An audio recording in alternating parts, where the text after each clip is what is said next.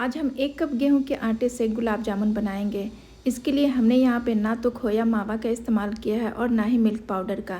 और 1 कप गेहूं के आटे से ये लगभग 15 से 17 गुलाब जामुन बनके तैयार हो जाते हैं। तो आप इसे देख सकते हैं ये कितने सॉफ्ट और जूसी बने हैं। तो चलिए इसे बनाना शुरू करते हैं। यहाँ पे हमने मेजरिंग कप से नाप के 1 कप आटा ले लिया है। आप किसी भी कप या कटोरी से इसे नाप के ले सकते हैं। ये वही आटा है जिससे हम रोटी या चपाती बनाते हैं। तो यहाँ पे गैस का फ्लेम हमने मीडियम करके इसे थोड़ी देर के लिए भून लेंगे। इससे क्या होगा कि आटे का जो कच्चापन है वो ख़त्म हो जाएगा। और जब आप आटे को इस तरह से हल्का सा रोस्ट करके रसगुल्ले बनाएंगे ना तो बहुत ही टेस्टी बनते हैं। तो इसी तरह से हमने गैस का फ्लेम मीडियम करके 3 से 4 मिनट के लिए आटे को भून लेना है। आटे का कलर नहीं चेंज करना, नहीं तो रसगुल्ले कड़वे हो जाएंगे और टेस्टी नहीं बनेंगे। अब हमने यहाँ पे 1 चम्मच देसी घी डाल दिया है। इसे भी डाल के इसे थोड़ी देर भून लेंगे। तो फ्रेंड्स, आज जो रसगुल्ला हम बनाएंगे इसमें ना तो हमने मिल्क पाउडर का इस्तेमाल किया है और ना ही किसी मावा या खोए का इस्तेमाल किया है। फिर भी ये एकदम सॉफ्ट और जूसी बनेंगे, बहुत ही टेस्टी बन के तैयार होते हैं। तो अब आटे को हमने 3 से 4 मिनट के लिए रोस्ट कर लिया है और ये देखिए इसका कलर नहीं चेंज किया है। तो बस इसी तरह 3 से 4 मिनट आटे को रोस्ट कर लीजिए। और अगर आप आटे को इससे ज़्यादा भूनेंगे तो रसगुल्ले अच्छे नहीं बनेंगे और पकने के बाद वो काले पड़ सकते हैं। तो चलिए अब हमने गैस का फ्लेम ऑफ कर दिया है और इसे एक प्लेट के ऊपर निकाल लेते हैं। और इसे अब इस तरह से हल्का सा फैला देंगे ताकि ये जल्दी से ठंडा हो जाए। तो जब तक ये ठंडी हो रही है हम इसके लिए चाशनी बना के तैयार कर लेंगे। तो यहाँ पे हमने इस कप से 1 कप चीनी लिया है। जिस कप से हमने आटा लिया था ना उसी कप से हमने 1 कप नाप के चीनी ले लिया है। अब हम इसमें डालेंगे इस कप से 1.5 कप पानी। तो पहले हमने 1 कप डाला और अब ये आधा कप, टोटल हमने 1.5 कप पानी डाल दिया है। और इसी के साथ हम इसमें 2 इलायची को इस तरह से खोल के डाल देंगे। 1 पिंच केसर हमने डाला, केसर का फ्लेवर बहुत अच्छा आता है। और 2 से 3 बूंद हमने इसमें नींबू का जूस ऐड किया है। इससे क्या होगा कि चाशनी ठंडी होने के बाद जमेगी नहीं और रसगुल्ले चाशनी को अच्छे से सोख कर पाएंगे। तो यहाँ पे हमने गैस का फ्लेम हाई करके 3 से 4 मिनट के लिए चाशनी को इसी तरह चलाते हुए पकने देंगे। चाशनी इसके लिए 1 तार या 2 तार की नहीं होनी चाहिए, बस हल्की सी चिपचिपी होनी चाहिए। तो यहाँ पे हमने गैस का फ्लेम हाई करके इसे 3 से 4 मिनट पका लिया है। और ये देखिए चाशनी हमारी तैयार हो गई है। तो हम इसे चेक कर लेते हैं। तो यहाँ पे हमने गैस का फ्लेम लो कर दिया है और इसे इस तरह से फिंगर के बीच में डाल के देखेंगे। ये देखिए बस इसी तरह की चिपचिपी सी होनी चाहिए, इसमें कोई तार नहीं बन रही है। तो बस इसी पॉइंट पे हमने गैस का फ्लेम ऑफ कर दिया है और इसे साइड में रख देते हैं ठंडी होने के लिए। और जब तक ये ठंडी हो रही है हम आटे को भी चेक कर लेते हैं।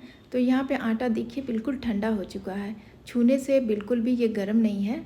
तो अब हम इसमें डालेंगे 1 चम्मच देसी घी। और अब हमने यहाँ पे लिया है ताज़े दूध की मलाई। ये देखिए ये हमने सुबह में निकाल के रखा था, वही ये मलाई है जो हमारे घर में डेली यूज़ में दूध आता है ना, उसी की ये ताज़ी मलाई है। अगर आपके पास 1-2 दिन पुरानी फ्रिज में रखी हुई भी मलाई है तो उसे आप यूज़ कर सकते हैं। लेकिन ध्यान रखिएगा कि ज़्यादा पुरानी मलाई मत लीजिएगा।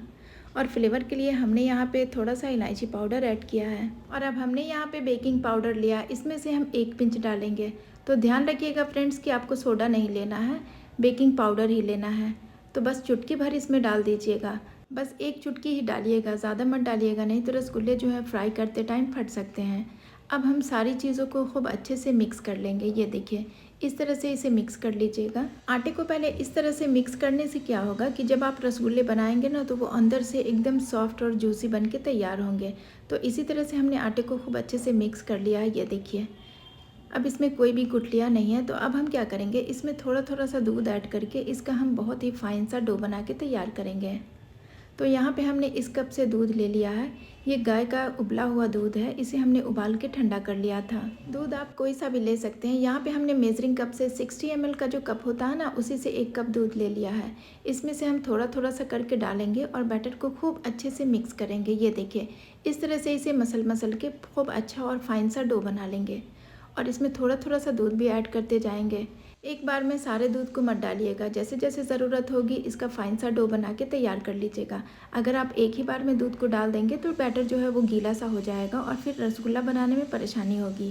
तो इसी तरह से मसलते हुए 4 से 5 मिनट के लिए डो को बिल्कुल सॉफ्ट कर लीजिएगा, नहीं तो रसगुल्ले जो हैं वो सॉफ्ट नहीं बनेंगे। तो आप देख सकते हैं डो को हमने कितने अच्छे से सॉफ्ट किया था कि ये रसगुल्ले एकदम सॉफ्ट और स्पंजी बन के तैयार हुए हैं। तो इसी तरह से आपको भी डो को एकदम मसल मसल के इसे सॉफ्ट और स्पंजी कर लेना है। ये देखिए इस तरह से हमारा डो बिल्कुल परफेक्ट बना है, ना तो ये टाइट है और ना ही बहुत लूज़ है। तो इस तरह से इसमें एक नींबू के साइज़ का छोटा छोटा सा बॉल लेके इसका हम रसगुल्ला तैयार कर लेंगे। हथेली के बीच में रख के इसे बिल्कुल गोल और राउंड शेप में बना के तैयार कर लीजिएगा। तो आप देख सकते हैं रसगुल्ले के ऊपर कोई भी क्रैक्स नहीं है। इसका मतलब है कि डो हमने बिल्कुल परफेक्ट बना के तैयार किया है। अगर आपके डो के ऊपर थोड़ा भी क्रैक्स आता है तो आप इसे फिर से डो को मसल मसल के सॉफ्ट और स्मूथ कर लीजिए। अब आपको रसगुल्ले जिस भी शेप में बनाना हो उस शेप में आप इसे बना सकते हैं। ये देखिए इस तरह से पहले हथेली के बीच में इसे डाल के बिल्कुल गोल गोल घुमा लीजिए और फिर आपको जिस भी शेप में इसे बनाना हो उस तरह का शेप दे लीजिए। ये देखिए इस तरह से हमारे सारे रसगुल्ले बनके तैयार हो गए हैं। यहाँ पे हमने सारे रसगुल्ले को गोल शेप में बना के तैयार किया है। अगर आप चाहते हैं तो इसे राउंड शेप में भी बना सकते हैं, जिस भी शेप में आपको पसंद हो इसे बना लीजिए। तो यहाँ पे देखिए 1 कप आटे से ये 15 से 17 रसगुल्ले बन के तैयार हुए हैं और इनको बनाने में ना तो कोई मेहनत है और ना ही कोई झंझट, बस घर में रखी हुई कुछ ही चीज़ों से ये बन के तैयार हो जाती है। तो देखा आपने इसे बनाना कितना आसान है।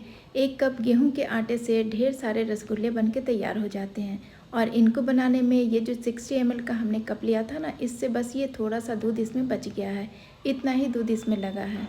तो चलिए इनको हम फ्राई कर लेते हैं। इनको फ्राई करने के लिए तेल को हमने पहले से ही गर्म कर लिया है और एक छोटा सा गुलाब जामुन डाल के तेल का टेम्परेचर चेक किया है। तेल बिल्कुल लो फ्लेम पे गर्म होना चाहिए, गैस का फ्लेम हाई मत कीजिएगा और इसमें एक एक करके सारे गुलाब जामुन को डाल देंगे। ध्यान रखिएगा कि गैस का फ्लेम मीडियम टू लो के बीच में रखिएगा, नहीं तो क्या होगा गुलाब जामुन ऊपर से तो पक जाएंगे बट अंदर से कच्चे रह जाएंगे। तो इस बात का ध्यान रखिएगा और गुलाब जामुन को डालने के बाद थोड़ी देर छोड़ दीजिएगा। फिर तेल को इस तरह से चम्मच से घुमाइएगा, नहीं तो गुलाब जामुन टूट सकते हैं। और 1 मिनट के बाद इस तरह से इसे छन्नी से ऊपर से प्रेस कर लीजिएगा, तो गुलाब जामुन चारों तरफ से अच्छे से सिक जाएंगे और इसे पलटते हुए फ्राई कर लीजिएगा। दोस्तों गुलाब जामुन को फ्राई करते टाइम 2-3 बातों का ध्यान रखना होता है, जैसे कि कढ़ाई मोटे तले की लें और जब इसे फ्राई करें तो तेल आपको इतना लेना है कि इसमें सारे गुलाब जामुन डूब जाएं। गुलाब जामुन को बस इतना ही फ्राई करना है और इसे चाशनी में डालने के बाद 1 से 2 मिनट मीडियम फ्लेम पे पकने देना है। इससे क्या होगा कि गुलाब जामुन चाशनी को अच्छे से सोख कर पाएंगे। 1 से 2 बूंद हमने इसमें रोज़ एसेंस डाल दिया है और ये देखिए अब हमने गैस का फ्लेम ऑफ कर दिया है और रसगुल्ले को हमने 1 घंटे के लिए छोड़ दिया था और ये देखिए कितने सॉफ्ट और स्पंजी रसगुल्ले बन के तैयार हुए हैं। ये आपको देखने से ही लग रहा होगा बहुत ही टेस्टी है फ्रेंड्स, तो आप इसे एक बार ज़रूर से ट्राई कीजिएगा। बहुत ही कम खर्च में और बहुत ही आसानी से घर में पड़ी हुई चीज़ों से ये ढेर सारे रसगुल्ले बन के तैयार हो जाते हैं। आप किसी भी फेस्टिवल पे या फिर जब भी कुछ मीठा खाने का मन हो आप इसे बना के तैयार कीजिए, आपको बहुत पसंद आएगी। और वीडियो पसंद आया तो लाइक कर दीजिएगा, फ्रेंड्स और फैमिली में शेयर कीजिएगा और हाँ, चैनल को सब्सक्राइब करना प्लीज़ मत भूलिएगा। बेल आइकन को ज़रूर से प्रेस कर लीजिएगा ताकि मेरी आने वाली सारी वीडियो की नोटिफिकेशन पहुंचे आप तक। फिर मिलती हूँ एक नई और आसान सी रेसिपी के साथ, तब तक के लिए अपना ढेर सारा ख्याल रखें। अल्लाह हाफिज़।